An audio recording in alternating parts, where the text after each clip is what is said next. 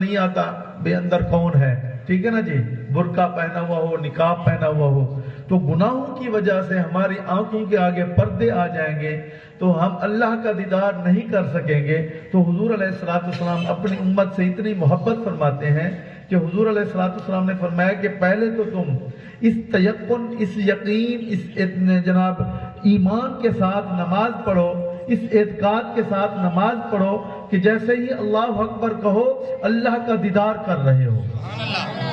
ہاں، اگر تمہاری آنکھوں پر پردہ ہے، اللہ کا دیدار نماز کی حالت میں نہیں کر سکتے، تو یہ یقین رکھو کہ اللہ تمہیں دیکھ رہا ہے، اللہ تمہیں دیکھ رہا ہے۔ اس حدیث پاک کو آپ ذہن میں رکھیے گا۔ اگلی جو بات میں عرض کرنے لگا ہوں کہ علماء سے، خطباء سے تو ہم نے سنا ہے کہ حضور علیہ السلام کی جلوہ گری ہوتی ہے محافل میلاد میں، ٹھیک ہے نا جی، لیکن ہمارے دل و دماغ گناہوں کی وجہ سے اتنا پالید ہو چکے ہیں، اتنا ناپاک ہو چکے ہیں، ہم اتنا میں چلے گئے ہیں کہ شاید کہ حضور کی پاک ذات ہمارے ہاں تشریف نہ لائے۔ اپنی پالیدگی کی وجہ سے میں عرض کر رہا ہوں، ناپاکی کی وجہ سے، گناہوں کی دلدل میں ہم اس طرح آگے چلے گئے ہیں۔ لیکن یہ تو یقین اور ایمان رکھنا چاہیے کہ حضور گنبد خضرا سے مشاہدہ فرما رہے ہیں، حضور گنبد خضرا سے مشاہدہ فرما رہے ہیں، اتنا تو ایمان یقین رکھنا چاہیے۔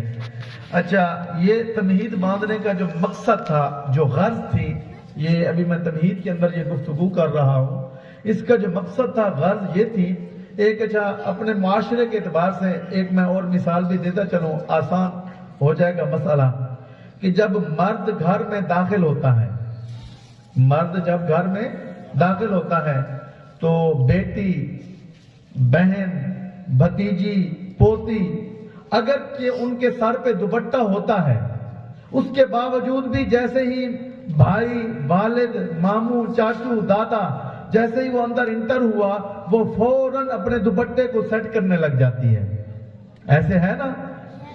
فوراً اپنے دوپٹے کو سیٹ کرنے لگا، حالانکہ دوپٹہ اس کے سر پہ ہوتا ہے، ٹھیک ہے نا جی، اس کے باوجود بھی وہ دوپٹے کو کیا ہے، ادب، کہ بزرگ کا، بھائی کا، والد کا، دادے کا، ماموں کا، چاچے کا ادب ہوتا ہے۔ عرض کرنے کا مقصد یہ ہے کہ جب حضور علیہ السلام کی جلوہ گری ہو یا رجحان، ہم نے یہاں پہ محفل سجائی ہوئی ہے، ٹھیک ہے نا جی، حضور مشاہدہ فرما رہے ہوں، تو کم از کم ہمیں جب بھی محفل میلاد میں جائیں، دو کام کم از کم ہمیں لازمی کرنے چاہیے۔ ایک تو باوضو ہو کے جائیں، گل سمجھ نہیں آئی میری خیال میں، ایک تو باوضو ہو کر جائیں، دوسرا کوشش کریں کہ سر پہ ٹوپی، رومال لازمی طور پر ہو، ٹھیک ہے نا جی۔ ایک تو الحمدللہ ہم سرائکی ہیں اور دوسرا جنوبی پنجاب، پھر جناب ہمارا بلوچ کے علاقے کے ساتھ تعلق ہے، تو یہ سر پہ دستار کا ہونا، ٹوپی کا، رومال کا ہونا، یہ ویسے بھی ایک تو اسلام نے بھی اس کا حکم دیا ہے، مسلمان کی بھی زینت ہے، لیکن بلوچ کی بھی یہ زینت ہے، قبائلی روایت بھی ہے، اس چیز کو ملحوظ رکھا کریں۔ لیکن بدقسمتی سے آج یہ جو سوشل میڈیا، یہ جناب انگریز، یہود و نصارہ نے سوشل میڈیا کے ذریعے سے ہم پر جو حملہ کیا ہے، اردو میں بات سمجھ آ رہی ہے؟ نہیں تو سرائکی میں بیان کروں، جیسے آپ کو سمجھ آئے۔ پنجابی میں کہیں گے تو پنجابی میں عرض کروں گا، اگر فارسی میں کہیں گے تو فارسی میں بات ہوگی، ٹھیک ہے نا جی، اگر عربی میں کہیں گے تو عربی میں انشاءاللہ بات ہوگی، جیسے آپ کو سمجھ آئے۔ توجہ فرمائیے گا، بیٹھے لو، بیان سنو،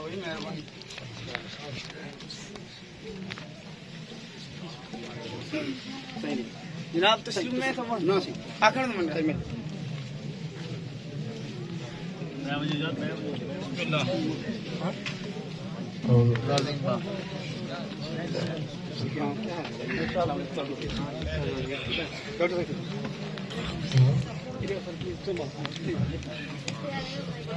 درود پاک سارے حضرات پڑھ لو۔ اللہم صلی علی سیدنا و مولانا محمد۔ درود پاک پڑھ لو سارے حضرات۔ تو یہ ادب جو ہے نا، اور ہمیں اہل و سنت کی جو ہماری گھٹی ہے وہ بھی ادب کی ہے. اور محفل میلاد کے حوالے سے میرے شیخ طریقت حضور نصیر ملت علیہ رحمہ فرماتے ہیں کہ ادب سرور مرسلاں آ رہے ہیں. یعنی حضور کی جلوہ گری کو ادب سے ہی پہلے ذکر کیا بھی ادب میں کھڑے ہو جاؤ،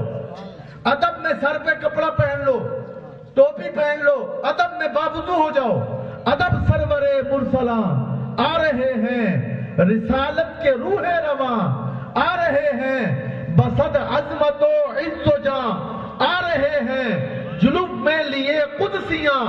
آ رہے ہیں، شہنشاہ کون و مکان آ رہے ہیں. اور فرمایا کہ نظر منتظر دل فدا جانواری. اگر محبوب نے آنا ہو نا، محبوب نے، تو ہر وقت نگاہ ہوتی ہے رستے کی طرف کہ ابھی گاڑی آئے گی، ابھی محبوب اس سے اترے گا، ابھی گاڑی کی لائٹیں نظر آئیں گی. توجہ سے سنیے گا. تو کیا ترجمانی فرماتے ہیں، کیا منظر کشی فرماتے ہیں؟ فرماتے ہیں کہ نظر منتظر دل فدا جانواری، ارے دیکھو وہ آئی سواری، شہنشاہ کون و مکان آ رہے ہیں.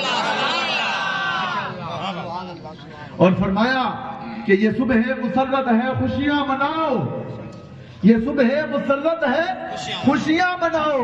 درود و سلام اپنے ہونٹوں پہ لاؤ، محمد کے جلووں پہ قربان جاؤ، ادب سے نصیر اپنی آنکھیں جھکاؤ، شہنشاہ کون و مکان آ رہے ہیں. جملہ سادات کرام